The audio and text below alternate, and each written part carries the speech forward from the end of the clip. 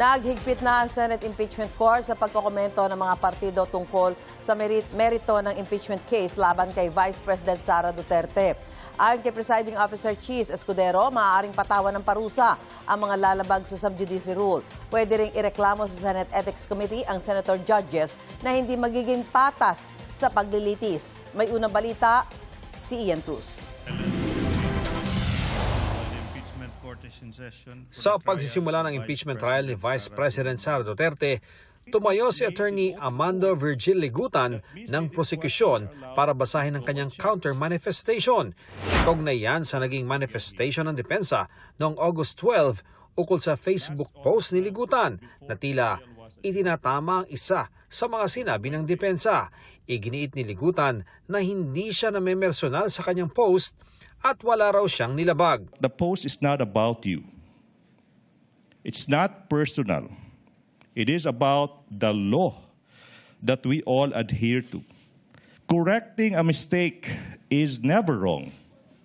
Doing it while a hearing is ongoing online does not make it not right. But what did I violate? I did not discuss the merits of the case. I did not discuss the strength or the weakness of the oral arguments. Matapos ito, binasa ni Senate Presiding Officer Chis Escudero ang court ruling kaugnay sa sub judice rule. Una niyang pinaalalahanan ang mga kapwa niya senator judge kaugnay sa pagiging impartial o walang kinikilingan. The inquiry must remain relevant, material, fair, and directed toward clarification of truth. It must not devolve into a speech, harassment, partisan advocacy, or an announcement of a conclusion already reached. The line is clear. Senator judges may test the evidence here under oath and on the record, exercising the cold neutrality of an impartial judge. Kung sakali raw makita na hindi akma ang kilos o salita ng isang senator judge, maaari itong idulog sa Senate Committee on Ethics. Sunod namang pinaalalahanan ang mga miyembro ng prosekusyon at depensa, gayon din ang respondent na si Vice President Sara Duterte. All persons covered by Rule 18 to refrain from making, sharing, endorsing, or otherwise amplifying any public statement concerning the merits of the pending trial. Counsel for both parties are further directed to observe the applicable provisions of CIPRA. Iniisa-isa rin ni Escudero ang mga parusa rito na susundin ng two-strike rule. Sa unang paglabag, mahigpit na pagsaway sa harap ng korte. Sa pangalawa at mga susunod naman na paglabag, papatawanan ng hanggang 30,000 pisong multa ang mga lalabag.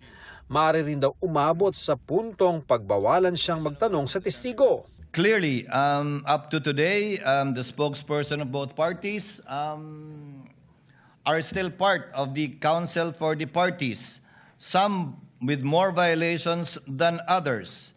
So without enumerating the counsels where this rule applies, I think you know who you are, given the entries of appearance you've already made.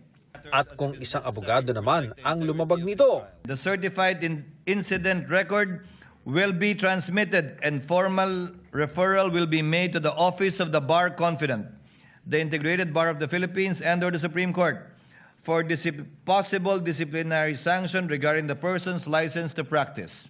nilinaw rin ni Escudero na palalagpasin na ang mga nakaraang paglabag. The court shall extend grace, exercise liberality, and wipe the slate clean, tabula rasa, so to speak.